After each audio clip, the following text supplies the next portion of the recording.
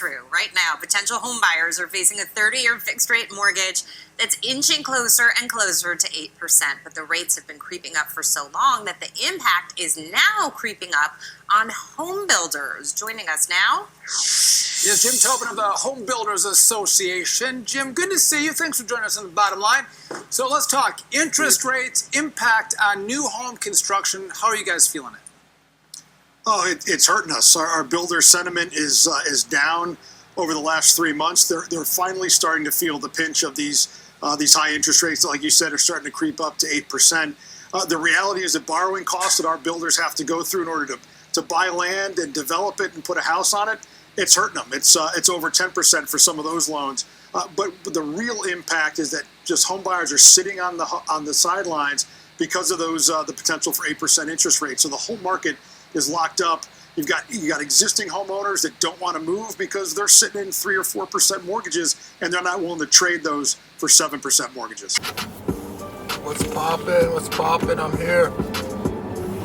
Hey, you know, it's been tough, man. Not really. Why didn't you pay for this beat though? Why didn't you? No. Hey guys, how you doing? Hey, I'm back. Yeah, I had some laptop issues, so I was unable to put out a video out there giving you the status on what's going on. But I'm here right now, back, and we're going to be talking about some stuff that's been going on in the real estate market. HUD partners with NARED to address aggressive, bias, discriminatory appraisal. I know you guys have heard about this before, but now it's got to the point where it's really, really bad and they're cutting down on it. Why? I don't know why. But basically, the appraisal market is really, really biased, you know, towards black people. You know, if they see a colored person or a black person, they basically give them a lower rating than their neighbor who is Caucasian. So it's really, really discriminatory. People are really tired of it, you know, and it's something that's really going on out there that is not being taken into consideration by the NARED. And what we see is that most colored people have to get basically a white person, you know, a Heather or a Todd, to take power of attorney and be there when the appraisal is there so they can get a better quote. potential discrimination in the home appraisal process. Bay Area Black and Latino families who say appraisals on their homes are low and that race is likely a factor. Now, the Department of Housing and Urban Development has a new task force to address the problem. ABC 7 News race and culture reporter Julian Glover is here live. And Julian, the families you've been reporting on, they have to feel pretty good about this new federal effort. Yeah, they certainly do, Alma. Good evening. This is really a major development here. The Department of Housing and Urban Development announcing this new interagency task force that will be spending the next 6 months coming up with solutions on how to tackle possible discrimination in the home appraisal process. Major news from the Department of Housing and Urban Development Secretary Marcia Fudge announcing the creation of the new Property Appraisal Valuation Equity Task Force to tackle appraisal bias and dismantle the racial wealth gap. Home owned to this day by a black American family is usually appraised at a low rate for a similar home owned by a white family. The news comes a month after President Biden addressed the issue, tasking the HUD Secretary with finding solutions. Over the next 6 months, the group will look into the causes and consequences of misevaluation and undervaluation of properties. The findings will include ideas to step up enforcement, strengthen appraisal practices, and White persons, because you know automatically they don't have to give it a big rating even though it's messed up, you know. Whereas if it's a black person, they'll be like, oh, okay, something's going on here. So this is really, really serious, and I'm glad they're taking it into consideration even more. But the problem is that nothing ever happens after the case is won. The lawyers pocket the money and they're back to square one because this is business for them. So they're not planning to do anything to prevent anything from happening. They're not making anything. They ain't paying the people that were hurt. they're not doing anything. Basically, it's just hey, we did this, we took care of it, because most of the time this comes from basically testing, running tests, sending somebody over there to act as somebody undercover, and they test the appraisers, and the appraisers basically got caught cheating, and then therefore the law firm sues, and nobody was injured, so there's no injured parties, all undercover, and they sue, they get money, they go away, and nothing's done about it.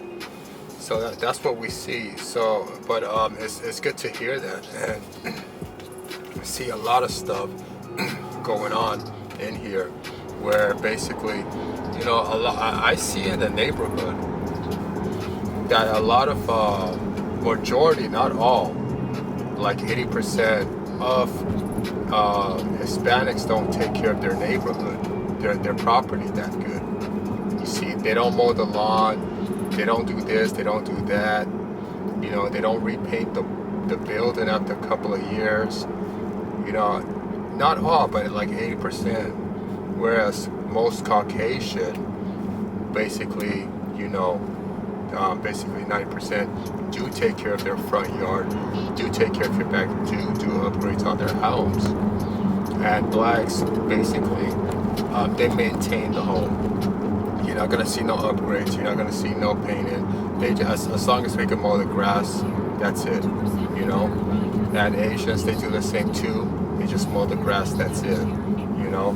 So we see that a lot right there, and you know, it's something that really goes on.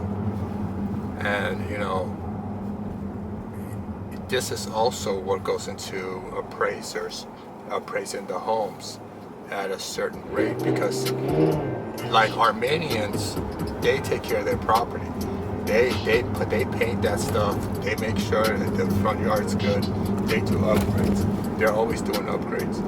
You know, that's what I like about them. And Zionists, they take care of their property too. They always keep their property clean. They go as far as to keep the neighborhood clean.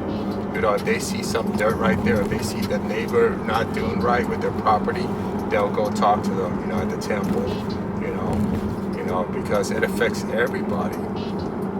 So this is what's going on. And single black mothers who don't have time to take care of the property because they're working all the time to take care of the kids and be independent, their property, you know, loses value, and then the kids lose value too because they don't have nobody to discipline them or be there for them. So they all end up in jail due to criminal activities, basically finding a family on the street.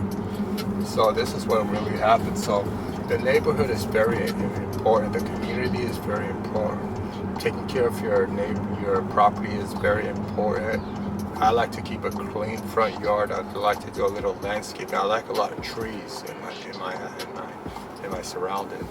So some people might not like that, but I like to have a pomegranate tree, an orange tree, an apple tree. You know, all these different kind of trees, even the Avalon, you know, plants that help in nutrients, for the body nutrients, you know. If I could grow some stuff like tomatoes and all that, I will too. So, I mean, I will have a vegetation in the front and backyard with some chickens, but I will make sure everything is maintained correctly. You know what I mean? So, you know, that's it over there. You know, basically, I will be somebody that lives in the country. I'm not trying to live in the city or in those neighborhoods where basically all the house looks the same. That's the last place I want to live in. I like it when all the houses look different, the neighborhood is different. You know, you got this house over here, Victorian, you got a colonial home, you got another home, you know, they're doing the little Egyptian stuff, the Middle Eastern stuff going on over there too. So I like different kind of homes. I don't like all the homes looking the same. All that economical Rancho Cucamonga homes where the houses all look the same, it's disgusting. And those builders are coming over here to LA. They already hit Santa Clarita. doing that stuff where all the houses look the same. I was like, oh, that's disgusting, you know. But I understand the situation at hand. But it's not right, you know. We should have homes that look different, but resembles the neighborhood. You know what I mean? You know, and then the other thing we're looking at right here is that Washington State fines Wells Fargo for $17.5 million for financial discrimination by Wells Fargo. Nothing new. Wells Fargo's been getting sued all day, every day for these stuff that they do. They discriminate hardcore. I did work at Wells Fargo and I saw the discrimination at the highest level. I saw single mothers getting kicked out of their home and being replaced with, you know, foreigners and immigrants, and who didn't even have the legal. So we see that a lot, and them hiring African Americans to kick out, you know, their own people out of the homes without them knowing it, you know. So it really goes a long way. You know, so those two are right there. It's really big, you know, in the battlefield out here, you know, with the loan and the issue, because a lot of people are doing what they need to do. They're getting the credit score right. They got the money in the bank. You know, they're doing everything that they need to do, only to get what screwed over. So it's not right, you know, and that's what people are very upset about. You know. So, me basically, I've been just chilling, you know, trying to get my laptop fixed. I got my laptop fixed last week, so I just did a video this week. Yeah, but it was disappointing that it took forever. But at least we got it done, you know, and that's what counts. So basically, we got it done. We're here. Business been going good as usual. I basically been doing good in all 4 categories: loan processing, process serving, and property inspection. Everything's been going nice and dandy for now. Real estate and notary has been pending, very slow right there, but hope to establish it and make more profits in 2024 that's coming up, you know. So we'll see from there, you know. And you know, my court case, you know, it just went sideways. I went back to court again. Things didn't work out the way I was supposed to. The judge said that I only want to focus on what happened on the basically online dispute resolution, and I was like, no, it was basically, I was like, no, because the situation is that I didn't get what I want there, and I didn't like the way I had to settle because I was under duress. I should have used that word, under duress, but I didn't, because I thought he would have said it was an over exaggeration. But I told him that I'm settling for $5,000. He's like, no, we're only gonna stick to the $800. But you know what? I'm done with small claims. I'm not gonna go to small claims no more, because I had another case and the judge was looking at me sideways, and he didn't want to hear me or listen to anything I was saying, and I was very upset at his body language. Therefore, I found a motion that the judge was prejudiced towards me, which he was. And from there, I'm basically looking for another case with him. You know what I mean? I'm up here in the courts, you know, going at it, you know. So that's how it's going on right now. And, you know, from there on, you know, you're going to hear from me. And also, you know, check this out. You know, a homeowner basically rented his property to a renter, and the renter basically turned the house into an Airbnb. And it was fascinating, but the problem is that the renter is not paying the homeowner. So the homeowner wants his money back, and the homeowner is living in a trailer, and then sometimes in his car. With this dog, Wally. But get this, he is homeless and a homeowner, all at the same time. It's something I can't fully wrap my head around. It's more like head banging for Jason. See, here's his Rainier Valley home, but the tenant in it is way behind on his rent.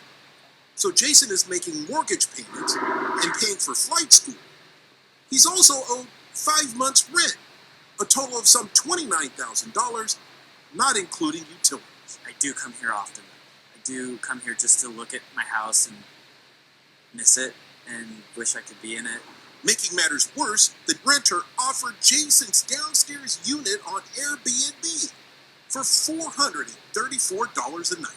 He's, at the very least, he's generating $2,000 a month. And it's more than likely he's generating closer to 3 or possibly even 4, depending on the month. And even though he didn't own the home, the city gave the renter a short-term rental license. So not only is he not paying me, but he's generating an income through the basement Airbnb unit. And meanwhile, I'm having to pay the utilities for that unit. Now he's waiting until late October for an eviction hearing. The current process for an eviction hearing in King County to go from the start to the very end is about 12 months. Court, he's going to have to owe that money, half of what he made plus some. So he better set up. But it's crazy how some people are more entrepreneur than others, and that's what happened right there. So that's what it is. You know, we gotta always keep on moving, keep on hustling, keep on pushing, because it's all about, you know, coming up with a good strategy. Right when you think you're at the bottom, you know you're coming back up and you're making it. But a lot of people get greedy. So, you know, we can't be greedy and stingy like that. We always have to be given and be thankful for the situation that we're in. Well, that's it for now, you know. Thank you guys for coming by, you know, keeping it short and brief. Just glad that you guys are here. I had some laptop issues. I got my laptop fixed now. The speaker's working. The battery is working. That was the problem. The problem was the speaker, but they said your battery is also messed up. So they held me back, you know, for a while trying to fix it, because it has to go all the way to the Apple headquarters and come back. So it took 3 weeks, and so it was very disappointing, because I couldn't do a lot of work I needed it to. But now I got it. I'm pushing. I'm moving. You know, everything is looking good. So, all right, guys, take care. You know, I'm gonna holler at you guys later. I'm gonna keep it moving. Have a good time. Thanks for coming by.